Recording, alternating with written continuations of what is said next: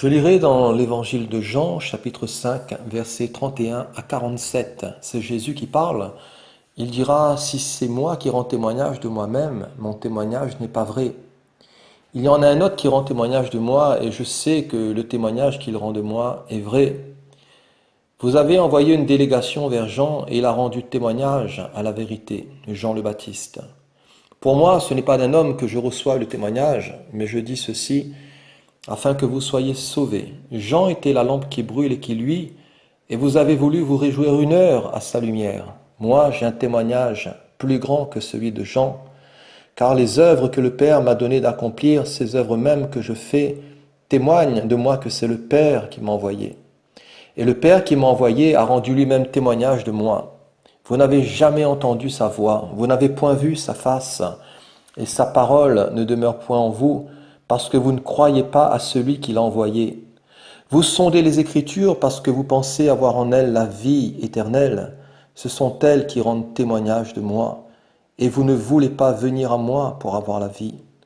Je ne tire pas ma gloire des hommes, mais je sais que vous n'avez point en vous l'amour de Dieu. Je suis venu au nom de mon Père, et vous ne me recevez pas. Si un autre vient en son propre nom, vous le recevrez. Comment pouvez-vous croire, vous qui tirez votre gloire les uns des autres? Comment pouvez-vous croire, vous qui cherchez point la gloire qui vient de Dieu seul? Ne pensez pas que moi je vous accuserai devant le Père. Celui qui vous accuse, c'est Moïse, en qui vous avez mis votre espérance. Car si vous croyez Moïse, vous me croiriez aussi, parce qu'il a écrit à mon sujet. Mais si vous ne croyez pas à ses écrits, comment croirez-vous à mes paroles? Le but de toute prédication et le but de l'annonce de l'Évangile, c'est tout simplement d'amener les gens à croire dans le Christ. Le but de tout message et de toute annonce de la parole, c'est tout simplement d'amener les personnes à avoir foi dans le témoignage rendu de Jésus et dans le témoignage de Jésus lui-même. Quand nous considérons le contexte de ce chapitre 5 du verset 31, il nous est parlé de la guérison d'un homme qui était malade depuis 38 ans. Et Jésus avait guéri cet homme, ce paralytique de la piscine de Bethesda. Et le Seigneur prend plaisir à guérir les hommes parce que le Seigneur connaît la souffrance, le Seigneur connaît les liens, les chaînes, ce qui rend les hommes esclaves, malheureux, ce qui avilit les hommes, la douleur, la maladie, voyez-vous, qui n'est pas une œuvre de Dieu. Mais le Seigneur est le même hier, aujourd'hui et éternellement, et le Seigneur se plaît à bénir, le Seigneur veut te guérir, cher ami. Peut-être que tu souffres dans ton corps, mais sache que le Dieu de la Bible, c'est le Dieu de la délivrance. Il est venu pour libérer les captifs, pour délivrer les opprimés, pour rendre libres tous ceux qui sont opprimés. L'Esprit du Seigneur est sur lui, et le Seigneur était mandaté pour te guérir, pour te sauver, pour t'affranchir. Crois en lui et mets ta confiance en lui. Face à ce miracle que le Seigneur a opéré de ce paralytique de la piscine de Bethesda, il allait y avoir des réactions et des réactions d'opposition de la part de ces Juifs qui ont poursuivi Jésus, qui n'aimaient pas le Seigneur. Et ces Juifs avaient dans leur cœur des réactions d'incrédulité, des réactions d'opposition au Christ. Et tous n'aiment pas le Christ. Tous n'ont pas la foi dans l'Évangile. Tous n'ont pas la foi dans le Seigneur. Le Seigneur connaît ceux qui lui appartiennent. Le Seigneur connaît, et il connaît à fond ceux qui ont un cœur pour lui, ceux qui l'aiment, ceux qui le servent, ceux qui le cherchent. Mais tous n'ont pas la foi. Tous ne veulent pas de ce glorieux Jésus, mais acceptent ce Jésus. Tu peux le recevoir dans ton cœur, tu seras sauvé, fais la paix avec lui. Tous ne reconnaissent pas la réalité de sa divinité. Et ces Juifs étaient en colère, non seulement parce que Jésus avait guéri ce paralytique le jour du sabbat, mais aussi parce qu'il appelait Dieu son propre Père, se faisant lui-même égal à Dieu. Et cela était une bombe, un scandale pour les Juifs. Quand Jésus dira que moi et mon Père, nous sommes un, les cheveux de leur tête ont dû s'hérisser. Comment lui, un simple homme, avec de simples sandales, avec un simple linge, qui marche dans la poussière, comment lui, il peut se faire l'égal de Dieu? Scandale pour les Juifs quand Jésus dira à cet autre paralytique dans Matthieu chapitre 9, « Mon enfant, tes péchés te sont pardonnés ». ce paralytique qui était porté par 4 hommes. Et ces scribes étaient en colère quand Jésus a dit « Mon enfant, tes péchés sont pardonnés ». Et ils diront « Mais ce Jésus, il blasphème. C'est un blasphémateur, car qui peut pardonner les péchés, si ce n'est Dieu seul ?» Et ils n'avaient pas tort. Dans le fond, ils avaient raison, parce que seul Dieu peut pardonner les péchés. Mais ce qu'ils n'avaient pas saisi et compris, c'est que Dieu était en personne devant eux. Dans la personne du Christ, Dieu s'était fait chair et il avait habité parmi eux plein de grâce et de vérité. Jésus est pleinement homme, mais Jésus est aussi pleinement Dieu sans péché, le pur, l'Immaculée Conception. L'Immaculée Conception, ce n'est pas la Vierge Marie, mais c'est Jésus qui a été conçu sans péché. Jésus, c'est le mystère de l'incarnation, Dieu fait homme. Or, dira Jésus, afin que vous sachiez, concernant ce paralytique, que le Fils de l'homme a sur la terre le pouvoir de pardonner les péchés. Les péchés ne sont pas pardonnés au ciel, mais les péchés sont pardonnés sur la terre. Je te l'ordonne, dit-il au paralytique, lève-toi, prends ton lit et va dans ta maison. Face ici à l'incrédulité de ces Juifs, le Seigneur Jésus va établir un quadruple témoignage. Et je vous parlerai des 4 témoins de Jésus. Le premier témoin ici dans notre lecture initiale, c'est Jean le Baptiste. Il y eut un homme envoyé de Dieu, son nom était Jean. Il vint pour servir de témoin, il vint pour rendre témoignage à la lumière. Lui-même, Jean n'était pas la véritable lumière, mais il vint pour rendre témoignage à la lumière. Telle était la mission du Baptiste. Et sa mission à Jean n'était pas de se mettre en avant. La mission de Jean n'était pas de parler de lui-même. Sa mission à Jean n'était pas d'ouvrir, voyez-vous, de grandes églises, ou de construire de grandes assemblées, ou de beaux édifices, ou de beaux bâtiments, ou de récolter des dîmes, ou, voyez-vous, d'avoir des projets plein la tête. Mais la mission du Baptiste était tout simplement de conduire les gens à Jésus. À Jésus. Si nous n'avons pas cette vision, nous ne sommes pas dans le plan de Dieu.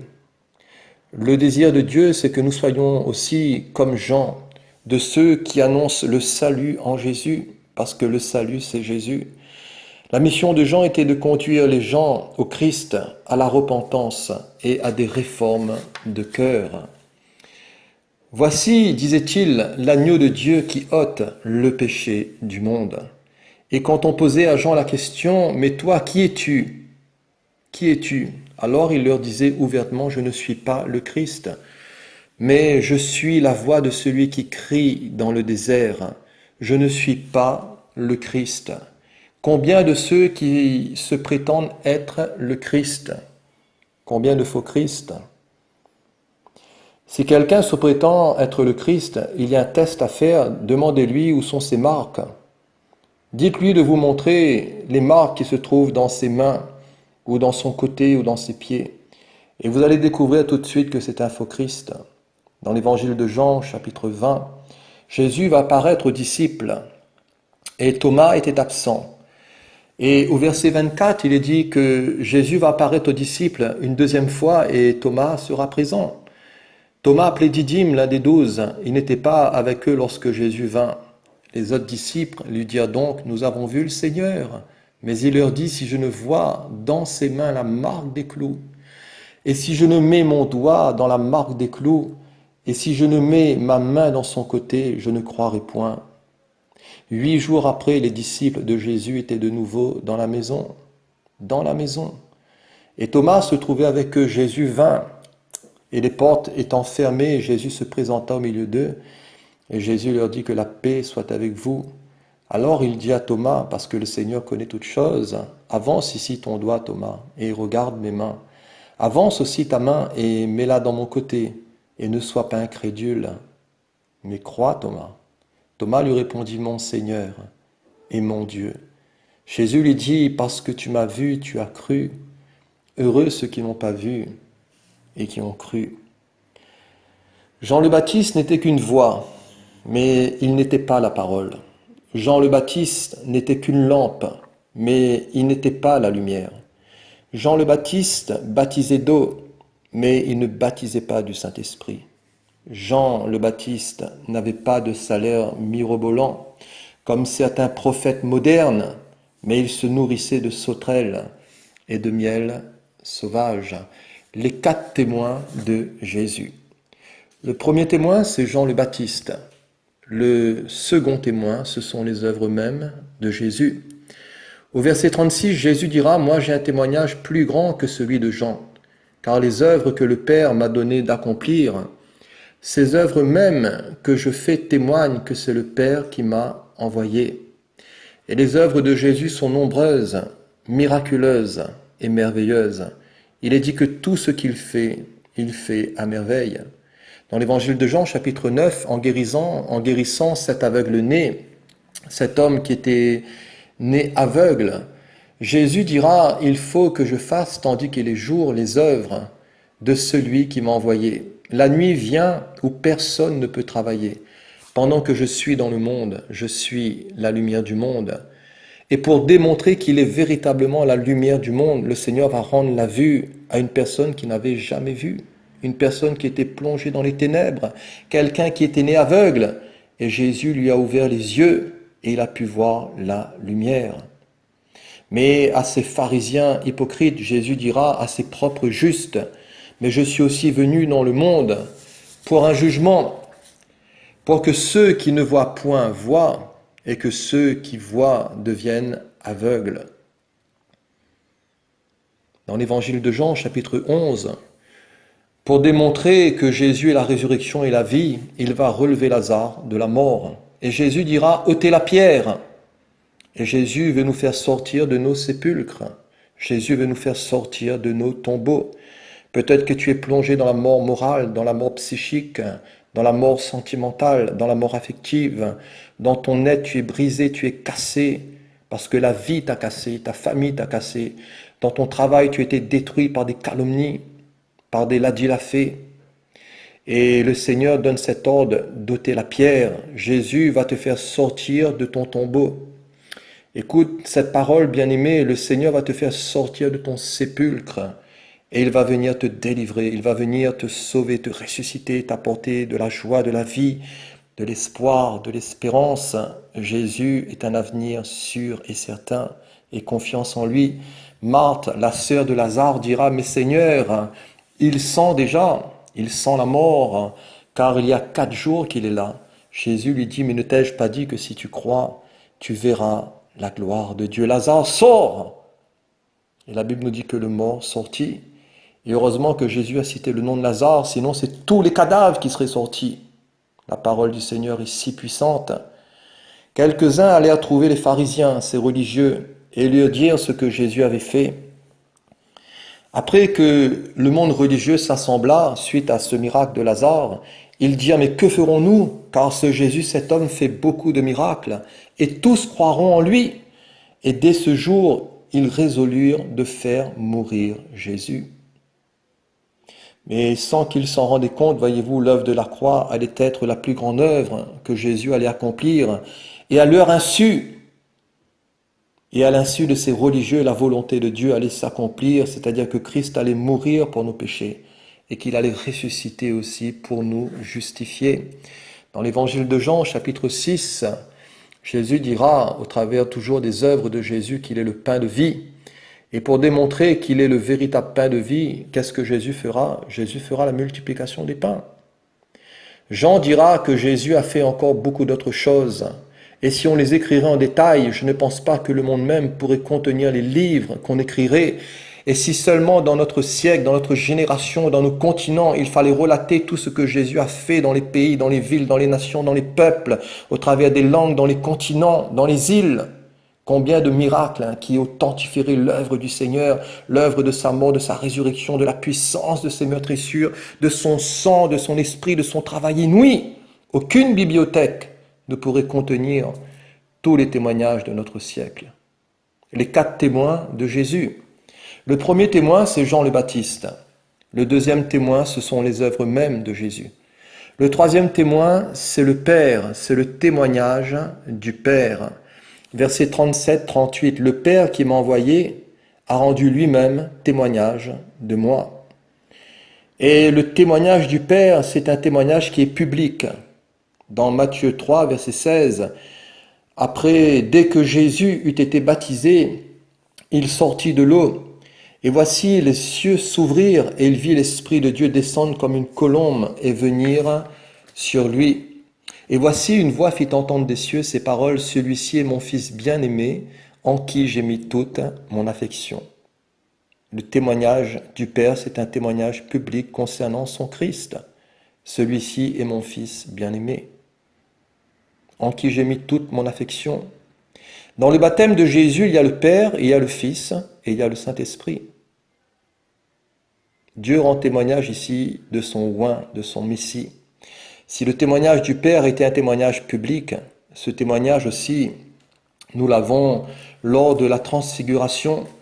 Et dans Matthieu chapitre 17, il nous est dit 6 jours après, Jésus prit avec lui Pierre, Jacques et Jean, son frère, et il les conduisit à l'écart sur une haute montagne, et il fut transfiguré devant eux. Son visage resplendit comme le soleil, et ses vêtements devinrent blancs comme la lumière. Et voici Moïse et Élie leur apparurent s'entretenant avec lui. Pierre, prenant la parole, dit à Jésus, « Seigneur, il est bon que nous soyons ici. Si tu le veux, je dresserai ici 3 tentes, une pour toi, une pour Moïse et une pour Élie. » Comme il parlait encore, une nuée lumineuse les couvrit, et voici une voix fit entendre de la nuée ces paroles, « Celui-ci est mon Fils bien-aimé, en qui j'ai mis toute mon affection. Écoutez-le. » Le Père nous demande d'écouter son Christ. N'écoutez pas n'importe qui. N'écoutez pas toute cette flopée de faux prophètes, de fausses églises, de faux pasteurs, de ceux qui ne recherchent que leur grade, que leur argent, que leur fin de mois. Mais écoutez ce que le Père dit ici, qui rend témoignage à son Fils. Jésus est le bon berger. Il a dit que ses brebis vont entendre sa voix et ses brebis vont le suivre. Apprends à suivre Jésus, mon bien-aimé. Apprends à le connaître. Tu ne le connaîtras pas d'un coup.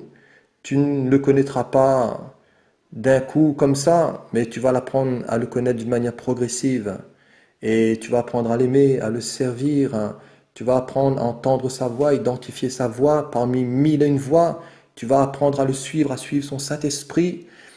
Apprends à l'écouter, apprends à l'obéir, à l'aimer. Jésus dira, celui qui écoute ma parole et qui croit en celui qui m'a envoyé, il a la vie éternelle et ne vient point en jugement, mais il est passé de la mort à la vie.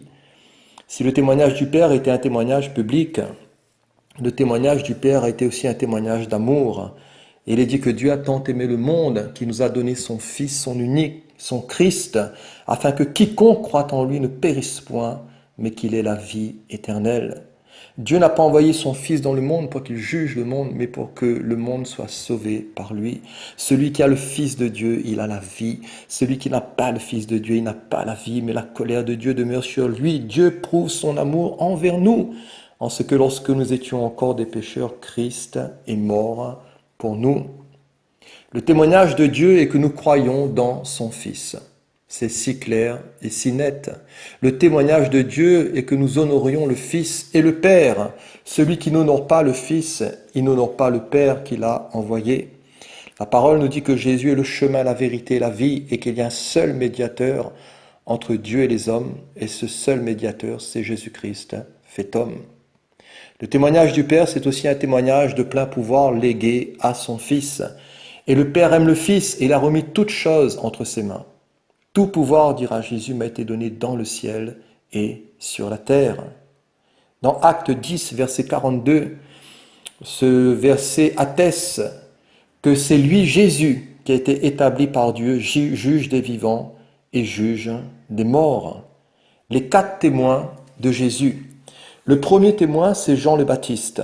Le deuxième témoin, ce sont les œuvres mêmes de Jésus. Le troisième témoin, c'est le Père. Et le 4e témoin, ce sont les Écritures. Les Juifs avaient un grand respect pour les Écritures et ils sondaient les Écritures parce qu'ils pensaient avoir en elles la vie. Mais les Écritures rendaient témoignage du Christ. Et le privilège de posséder les Écritures n'a de valeur que si son témoignage est reçu. Et où le Saint-Esprit veut nous conduire, où le Saint-Esprit veut conduire tout lecteur de la Bible, à la personne de Jésus. Jésus a dit qu'il prendra de ce qui est à moi et il vous l'annoncera. Jésus dira à ces Juifs, vous ne voulez pas venir à moi pour avoir la vie. Non pas qu'ils ne pouvaient pas venir, mais ils ne voulaient pas. Quel dommage! Ne te prive point de la grâce de Dieu, ne sois pas comme ces Juifs incrédules qui préfèrent, voyez-vous, le système religieux, mais qui rejettent la vie, acceptent la vie. Eux, ils ne voulaient pas de Jésus, parce qu'ils recherchaient les glorioles humaines. Ils n'avaient pas en eux l'amour de Dieu. Ils préféraient, voyez-vous, les premiers sièges dans les synagogues. Ils préféraient paraître devant les hommes. Ils préféraient, voyez-vous, se faire voir. Ils recherchaient la gloire humaine, mais pas la gloire de Dieu. Jésus est la gloire de Dieu et Jésus constitue le thème principal des Écritures et tous les prophètes rendent témoignage de lui, de Jésus. Jésus, nous le voyons sous la forme de types, de figures, d'objets au travers du tabernacle, de personnages de l'Ancien Testament. Et si vous lisez par exemple Ésaïe chapitre 53, vous verrez toute la description, plus de 700 ans à l'avance, de la personne bénie de Jésus qui devait mourir en croix avec une précision prophétique, avec une précision, une exactitude prophétique qui est terrible. Dans Jean chapitre 1 verset 45, Philippe va rencontrer Nathanaël et lui dit, nous avons trouvé celui de qui Moïse a écrit. Dans la loi et dans les prophètes on parlait Jésus de Nazareth.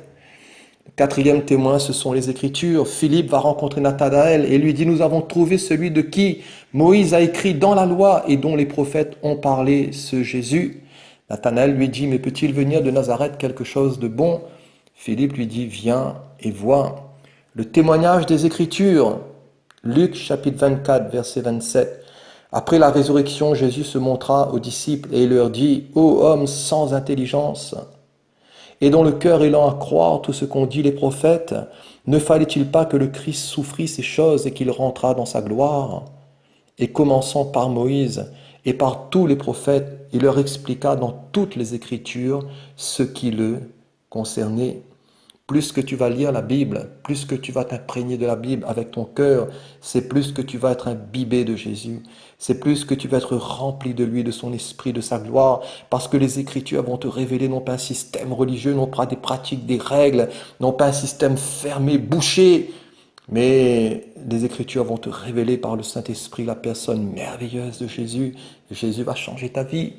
Jésus va te donner de l'avenir, de l'espérance. Jésus va enlever tous les nuages au-dessus de ta tête et ton ciel va s'éclaircir, tu seras heureux, tu seras heureuse dans le fond de ton cœur, dans le fond de ton âme, parce que tu vas apprendre à connaître Jésus, parce que la parole va te révéler le centre et le cœur de la parole, qui est la personne de Jésus, les 4 témoins de Jésus. Pour terminer, Jésus dira, vous serez mes témoins. Acte 1, verset 8, vous serez mes témoins à Jérusalem, dans toute la Judée, dans la Samarie et jusqu'aux extrémités de la terre. Cette Samaritaine, dans l'évangile de Jean, chapitre 4, le Seigneur allait lui révéler sa vie. Et cette femme qui a été bouleversée par ce témoignage du Seigneur dira, venez voir tout ce qu'il m'a dit. Cette femme, voyez-vous, elle était un témoin de Jésus. Elle a laissé sa cruche, elle est partie dans la ville et elle dit aux gens, venez voir un homme qui m'a dit tout ce que j'ai fait, ce grand prophète. Ne serait-ce point le Christ? Dans Marc chapitre 5, il nous est parlé de ce Gadarénien, cet homme qui a reçu une puissante délivrance, qui était lié, possédé de démons, et le Seigneur l'a complètement libéré, et il va demander à Jésus la permission de rester avec lui.